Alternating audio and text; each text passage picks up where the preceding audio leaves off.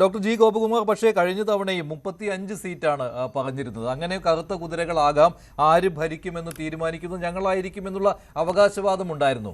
ഇത്തവണ കുറച്ചുകൂടി കടന്ന് 40ലേക്ക് വരെ എത്തുന്നു. 15 സീറ്റുകളെങ്കിലും നേടാം എന്നുള്ള ശുഭാപ്തി വിശ്വാസവും. പക്ഷേ ഇതൊക്കെ കടന്ന കണക്കുകളല്ലേ, ഇത്രയും അമിതമായ ആത്മവിശ്വാസം എന്നൊക്കെ പറയുന്നത് പോലെ?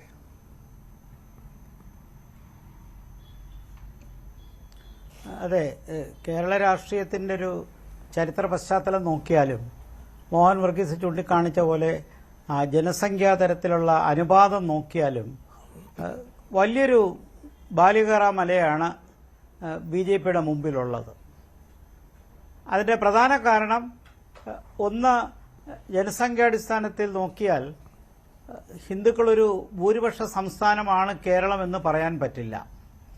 ഉത്തർപ്രദേശും മധ്യപ്രദേശും രാജസ്ഥാനും അല്ലെങ്കിൽ ഈ ഇന്ത്യയിലെ മറ്റ് പ്രധാനപ്പെട്ട സംസ്ഥാനങ്ങളിലെല്ലാം ബി ജെ പിക്ക് കുതിച്ചു കയറാൻ കഴിഞ്ഞത് ആ ഒരു ജനസംഖ്യ അനുകൂല ഘടകമുള്ളതും മറ്റ് രാഷ്ട്രീയ ഘടകങ്ങൾ അനുകൂലമായി വന്നതുകൊണ്ടും മുഖ്യധാര രാഷ്ട്രീയ പാർട്ടിയായി ബി ജെ പിക്ക് മാറാൻ കഴിഞ്ഞതുമാണ്. കേരളത്തിൽ ബി ജെ പി വളരുന്നുണ്ട്, അതിന് യാതൊരു തർക്കവുമില്ല. 2% നിന്ന് ഇപ്പോൾ കഴിഞ്ഞ വർഷം 20% അടുത്തുവരെ എത്തി. ജനസംഖ്യ വോട്ടിംഗ് ശതമാനം ഇവിടെ ചൂണ്ടിക്കാണിച്ച പോലെ 32 ലക്ഷത്തിനപ്പുറം കടക്കുന്നുണ്ട്. അപ്പോൾ തീർച്ചയായിട്ടും പുതിയ തലമുറയുടെ ഇടയിൽ ബി ജെ പിക്ക് ജനകീയത ഉണ്ട് എന്നുള്ളത് സത്യമാണ്. പരമ്പരാഗതമായ മുന്നണി രാഷ്ട്രീയത്തിനകത്തുള്ള ദ്വികക്ഷി സമ്പ്രദായത്തിന്റെ അടിസ്ഥാനത്തിൽ നിന്നൊക്കെ കേരള രാഷ്ട്രീയം മാറിക്കൊണ്ടിരിക്കുകയാണ്. അപ്പോൾ ഈ പശ്ചാത്തലത്തിൽ ബി ജെ പി ഒരു തവണ മാത്രമേ ഒരു MLA അസംബ്ലിയിൽ എത്തിച്ചുള്ളെങ്കിലും ഇത്തവണ തീർച്ചയായിട്ടും ബി ജെ പിക്ക് അസംബ്ലിയിലേക്ക് 4-5 പേരെ എത്തിക്കാനുള്ള ഒരു ശക്തി ആയിക്കഴിഞ്ഞു എന്നുള്ളത് വസ്തുതയാണ്. പക്ഷേ ഈ എണ്ണത്തിന്റെ കാര്യത്തിൽ നമുക്ക് അതിൽ കൂടുതൽ പ്രവചിക്കാൻ പറ്റാത്തൊരു പശ്ചാത്തലമെന്ന് പറയാൻ കാരണം, സ്ഥിരമായി 2 മുന്നണികളെ കാലാകാലങ്ങളിലായി നമ്മളൊരു ക്ലോക്കിലെ പെൻഡുലം പോലെ ഇടതും വലതും ഇങ്ങനെ മാറി മാറി പരീക്ഷിച്ച ഒരു ചരിത്ര പശ്ചാത്തലവും, ഈ 2 മുന്നണികൾ അതിലേതെങ്കിലും ഒന്ന് താഴോട്ട് പോയാൽ മാത്രമല്ലേ ബി ജെ പിക്ക് ഒരു സ്പേസ് അവിടെ കിട്ടത്തുള്ളൂ.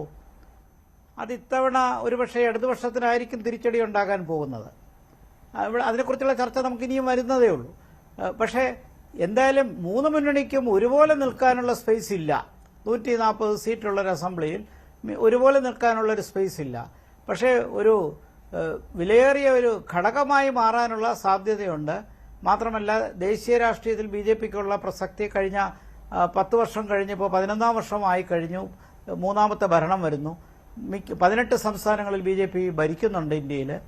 അപ്പോൾ മറ്റ് പാർട്ടികളെ അപേക്ഷിച്ച് ദേശീയ തലത്തിൽ ബി ജെ പിക്കുള്ള അക്സെപ്റ്റബിലിറ്റി, ആ സ്വീകാര്യത കേരളത്തിൽ ജനങ്ങൾ പരമ്പരാഗതമായി ബി ജെ പിയോട് കാണിച്ചിരുന്ന അകൽച്ച മാറ്റി കുറേശ്ശെ സ്വീകരിക്കാൻ കാരണമാക്കിയിട്ടുണ്ട്. അത് നമ്മൾ കാണുന്നത് അസംബ്ലി തിരഞ്ഞെടുപ്പ് 2016, 21, അതേപോലെ പാർലമെന്റ് തിരഞ്ഞെടുപ്പ് 24ലെ തെരഞ്ഞെടുപ്പിൽ അത് മോദി ഘടകം അതിനകത്തൊരു വലിയൊരു ഫാക്ടറാണ്. അപ്പോൾ കേരളത്തിൽ ബി ജെ പിക്ക് വളരണമെങ്കിൽ അതുപോലെയുള്ള നേതൃത്വം സംസ്ഥാന തലത്തിലും ജില്ലാതലത്തിലും താഴെത്തട്ടിലുമൊക്കെ ഒരുപോലെ വളരുന്നൊരു പശ്ചാത്തലം ഉണ്ടാവുകയും അതോടൊപ്പം തന്നെ അതിനെ ഒരു മുഖ്യധാരാ പാർട്ടിയാക്കാൻ ശ്രമിക്കുമ്പോൾ തീർച്ചയായിട്ടും അതിന് പ്രഥമമായ വെല്ലുവിളി വരുന്ന ഇടതുമുന്നണിയിൽ നിന്നും കുറച്ചൊക്കെ കോൺഗ്രസിൽ നിന്നുമാണ്. മോഹൻ വർഗീസ് ചൂണ്ടിക്കാണിച്ച ഒരു കാര്യം വളരെ ശരിയാണ്. 18% വരുന്ന ക്രൈസ്തവ സമൂഹം, മറ്റൊരു 5% വരുന്ന ദളിത് ക്രിസ്ത്യൻ സമൂഹം, ഇതൊക്കെ ഉള്ള ഒരു ജനസംഖ്യയിലെ ഒരു ഭാഗമെങ്കിലും ബി ജെ പിയോട് വരാതിരിക്കുന്നിടത്തോളം കാലം ബി ജെ പിക്ക് മുമ്പിലോട്ടുള്ള യാത്രയ്ക്ക് വലിയ വെല്ലുവിളികളുണ്ട്. അത് സാധാരണഗതിയിൽ നമുക്കത് പറഞ്ഞു മനസ്സിലാക്കാൻ ബുദ്ധിമുട്ടുണ്ടെങ്കിൽ പോലും കേരള രാഷ്ട്രീയത്തിനകത്ത് നമുക്കറിയാം 2 പ്രബലമായ ന്യൂനപക്ഷ മുന്നണികൾ, ന്യൂനപക്ഷ ശക്തികളുണ്ട്. അവർ ഒരുമിച്ച് നിൽക്കുന്ന മുന്നണിയാണ് സാധാരണ വിജയിക്കുന്നത്. അതിനകത്ത് പിളർപ്പൊക്കെ ഉണ്ടായ ഒരുപാട് അത്ഭുതങ്ങൾ സംഭവിച്ചിട്ടുണ്ട്. ഒരു തവണ ഒരു മുന്നണിയുടെയും ഒരു ജാതി മുന്നണിയുടെയും പിന്തുണയില്ലാതെ LDF അധികാരത്തിൽ വന്നതും എൻ്റെ ഓർമ്മയിലുണ്ട്. പക്ഷേ ഇതൊക്കെ നിൽക്കുമ്പോഴും ഒരു ഭൂരിപക്ഷ ഘടനാപരമായ ഒരു മുന്നണി സൃഷ്ടിക്കുന്ന പാർട്ടികൾക്ക് അതേപോലെ നോക്കുമ്പോൾ ബി ജെ പിക്ക് ആരാ സഖ്യകക്ഷി ശക്തമായിട്ടുള്ളത്? BDJSന്റെ വോട്ടിംഗ് ശതമാനം എത്രയാണെന്ന് ഇലക്ഷൻ കമ്മീഷന് പോലും പറയാൻ പറ്റില്ല. ഇപ്പോൾ കഴിഞ്ഞ 16% ബി ജെ പിക്ക് വോട്ട് കിട്ടിയെന്ന് പറയുമ്പോഴും അതിനോടൊപ്പം BDJS നേടിയ 1-2% ഉണ്ടെങ്കിൽ അത് തെളിയിച്ച് മനസ്സിലാക്കാൻ ആർക്കും കഴിയുന്നില്ല എന്നുള്ളതാണ്. മറ്റ് സഖ്യകക്ഷികൾ ബി ജെ പിക്ക് ഇല്ലാത്തതും NDAയിൽ BJPക്ക് വലിയൊരു ബുദ്ധിമുട്ടുണ്ടാകുന്നത്. അപ്പോൾ കേരള രാഷ്ട്രീയത്തിൽ ഇത്തരം വെല്ലുവിളികൾ നമ്മുടെ മുമ്പിലുള്ളപ്പോൾ നമുക്ക് സ്വീപ്പിംഗ് ആയിട്ട് ഇത് ശരിയാണ് 40 സീറ്റിലേക്ക് കിട്ടും എന്ന് നമുക്ക് പറയാൻ പറ്റില്ല. അതിന് കാരണം കേരള രാഷ്ട്രീയത്തിന്റെ വ്യക്തമായ ചരിത്ര പശ്ചാത്തലവും ആനുകാലിക പശ്ചാത്തലവും ഒക്കെ നമുക്ക് നന്നായിട്ട് അറിയുകയും അത് നേരിടുന്ന വെല്ലുവിളികൾ, ഈ നേരിടുന്ന വെല്ലുവിളിയെ മാറ്റിമറിച്ചുകൊണ്ടൊരു തരംഗമുണ്ടാക്കാൻ ശ്രമിക്കാൻ ഈ തെരഞ്ഞെടുപ്പിൽ കഴിയുമോ അതോ ഇനി വരും തെരഞ്ഞെടുപ്പുകളിലാണോ എന്നുള്ളതൊക്കെ നമ്മൾ കാണേണ്ട കാര്യം. ശരി doctor G Gopakumar. Shri OK Farooq, ഇപ്പോൾ ഡോക്ടർ ജി ഗോപകുമാർ പറഞ്ഞത് വെച്ച് നോക്കിയാൽ ഇടയ്ക്ക് അദ്ദേഹം പറഞ്ഞിരുന്നു BJP വളരുന്നത് അത് ഇത്തവണ ചിലപ്പോൾ LDFനായിരിക്കും ദോഷമുണ്ടാക്കുക എന്ന്.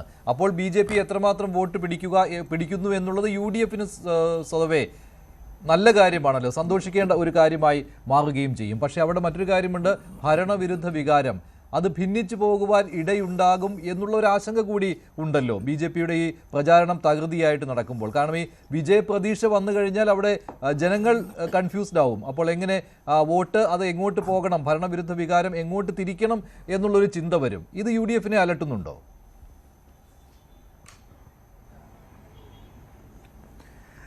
മഞ്ജുഷേ, ആദ്യമായിട്ട് എനിക്ക് 2026 ഏറ്റവും വലിയൊരു തമാശയായിട്ടാണ് BJPയുടെ മിഷൻ 40 സീറ്റ്സ് എന്നുള്ള അവരുടെ ഈ പ്രഖ്യാപനത്തെ എനിക്ക് കാണാൻ കഴിഞ്ഞത്.